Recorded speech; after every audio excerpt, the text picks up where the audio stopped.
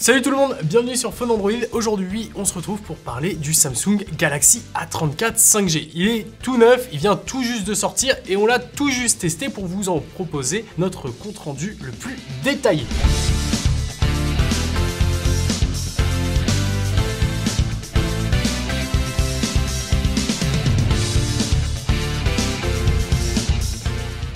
Alors, le Galaxy A34 5G, c'est un smartphone proposé en fin d'entrée de gamme, début de milieu de gamme, à 399 €. Un téléphone qui vient se frotter directement au Poco X5 Pro, mais également au Redmi Note 12 Pro ou encore au Magic 5 Lite de chez Honor. Alors, qu'est-ce qui vaut ce petit? Eh bien, c'est ce qu'on va voir dans cette vidéo.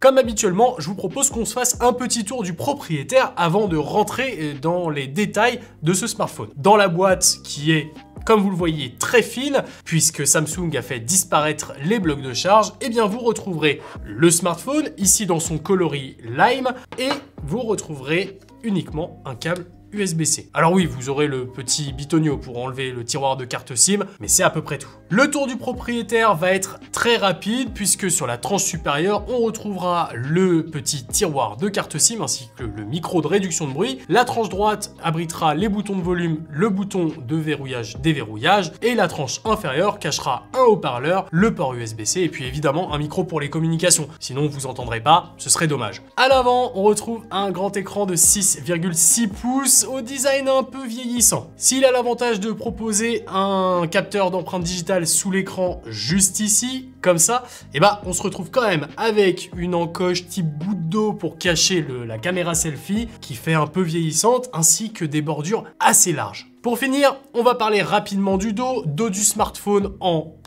plastique qui sera ici de couleur verte un peu lime, hein, évidemment, comme le nom du smartphone. Et puis, 3 objectifs photo qui reprennent les codes esthétiques de la gamme Galaxy S avec un petit cerclage style chrome autour de chacun des objectifs.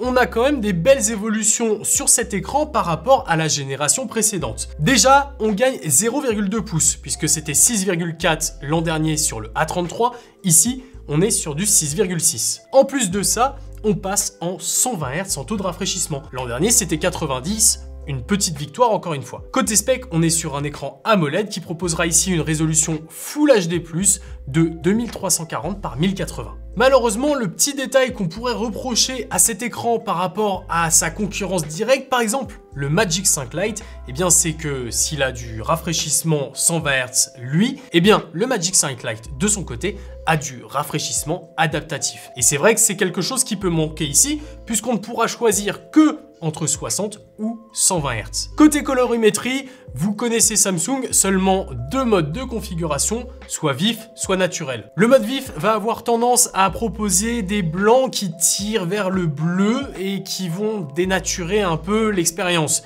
mais ça va proposer quelque chose d'un peu plus vivant. Le mode naturel de son côté se rapprochera un peu plus des 5600 Kelvin et donc du blanc le plus neutre pour vous offrir une expérience plus proche de ce que vous verrez de façon générale. Côté interface, vous le savez, on est chez Samsung, donc on est avec One UI, ici dans sa dernière version 5.1. Elle est basée sur Android 13 et vous le savez, c'est une interface qu'on aime beaucoup. La navigation est fluide, les paramètres sont rangés de façon cohérente, cependant certaines nouveautés, comme par exemple la possibilité de choisir des tonalités différentes pour les selfies depuis l'application photo qui était annoncée pour One UI 5.1, ne sont pas présentes sur ce modèle. C'est dommage, on aurait aimé pouvoir profiter de l'ensemble des nouveautés, malheureusement peut-être que le hardware ici est pas assez performant.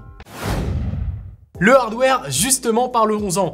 Ici, exit Exynos, exit les Snapdragon, on se retrouve avec un Mediatek Dimensity 1080. Un processeur qu'on peut retrouver par exemple dans le Redmi Note 12 Pro. Et un processeur qui essaye de concurrencer directement le Snapdragon 785G. Ce Dimensity 1080 sera épaulé ici par 6 Go de RAM. Et c'est un problème, parce que l'ensemble des concurrents sont déjà plutôt sur 8, voire 12 Go de RAM sur ce type de produit. Alors, on peut s'attendre à ce que les capacités de ce smartphone soient un peu en deçà de ce que peut proposer la concurrence chinoise. Et bah, détrompez-vous en fait. Je ne sais pas comment ils ont fait cette sorcellerie, mais ce Galaxy A34 5G arrive à surpasser de quelques points et dans la majorité des situations le Redmi Note 12 Pro. Il arrive à faire tourner tous les jeux et toutes les applications et même Genshin Impact qui est connu pour être un jeu qui est très mal optimisé sur mobile, et bien arrive à tourner en qualité faible avec certes quelques ralentissements par moment mais rien qui risque de trop entacher l'expérience. Côté connectivité, le smartphone vous propose plusieurs alternatives. Déjà le Bluetooth 5.3, le Wi-Fi qui malheureusement sera limité au Wi-Fi 5 ou encore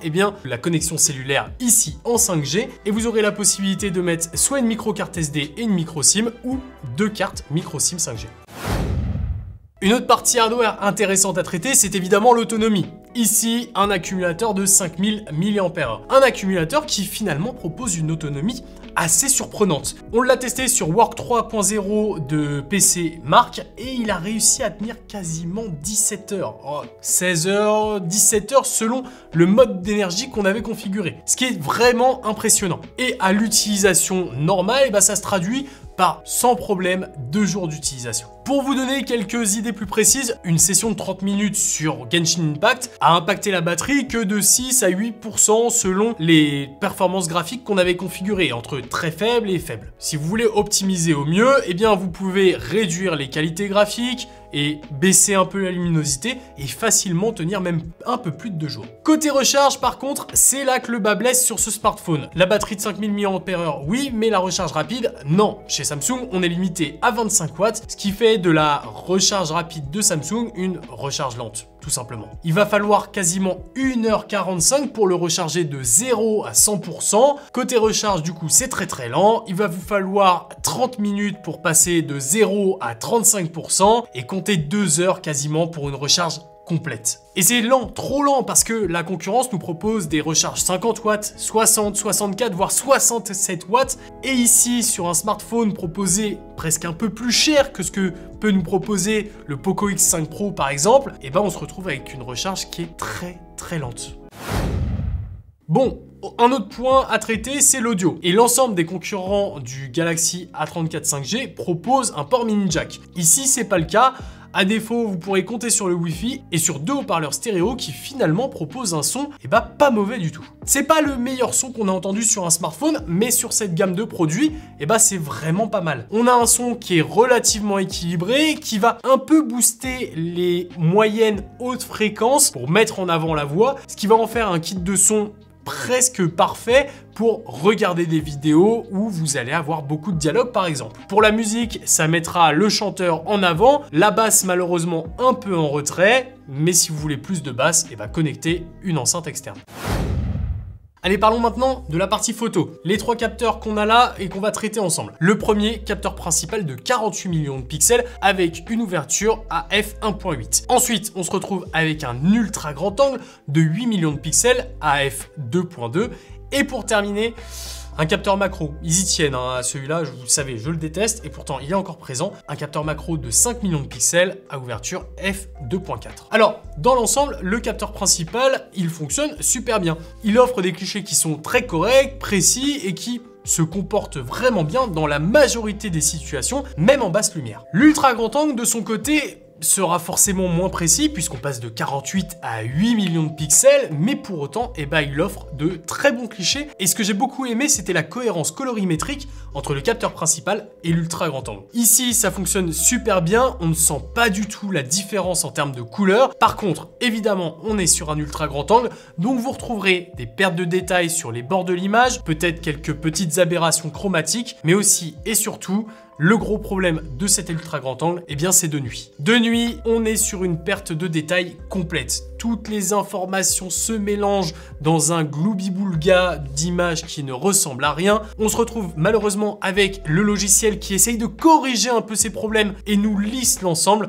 Bref, ce sera vraiment pas exploitable. Le capteur principal peut vous permettre d'atteindre une autre plage d'images, plage de focale, avec le grossissement numérique jusqu'à x10. Grosso modo, vous pouvez aller jusqu'à x10, limitez-vous à du x4, sinon ça ne ressemblera plus à grand chose. Reste le capteur macro, on ne sait pas ce qu'il en adviendra, mais vous n'utiliserez probablement pas longtemps. Alors par rapport à certains concurrents, il a l'avantage ici d'être à 5 millions de pixels contre 2 généralement, ce qui vous permet d'avoir des clichés, mine de rien, plus intéressants. Malheureusement, c'est vraiment pas un capteur qui est très intéressant. La plage de mise au point est très difficile à choper à chaque fois. Bref, les clichés sont pas convaincants. En plus de ça, si les deux premiers avaient vraiment été travaillés ensemble, puisque leur correspondance colorimétrique était plutôt bonne, et bah ici on se retrouve avec des images qui perdent toute vivacité, toute couleur et qui deviennent vraiment ternes. Pour finir, parlons un peu du capteur selfie. Vous savez, celui qui prend place dans cette grosse encoche de 2019 là qui est pas belle. Et bah il offre des bons clichés. C'est un capteur selfie de 13 millions de pixels qui vous prendra en photo et montrera votre plus beau visage. Évidemment, vous pourrez profiter des effets beauté qu'on peut retrouver maintenant depuis quelques années sur Android, mais aussi d'un mode photo amusant qui vous propose des filtres comme on peut retrouver sur les applications les plus populaires avec voilà, des chapeaux rigolos et puis des petites vaches ou des nuages autour de vous, chose que vous utiliserez ou pas, c'est à vous de choisir.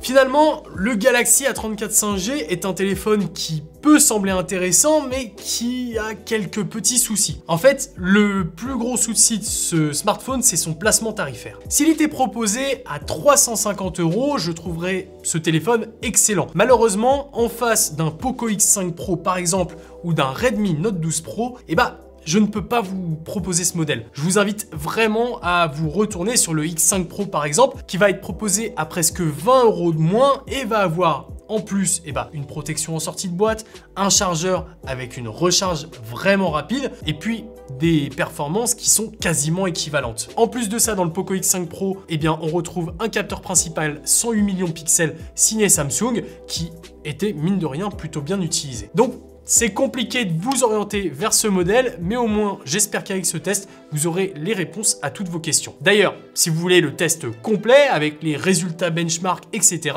on vous le met en description. Et si cette vidéo vous a plu, pensez au petit like, à l'abonnement et à la cloche qui vous permettra de recevoir des notifications aux prochaines sorties de vidéos. C'était Nacrium pour Phone Android, à la prochaine.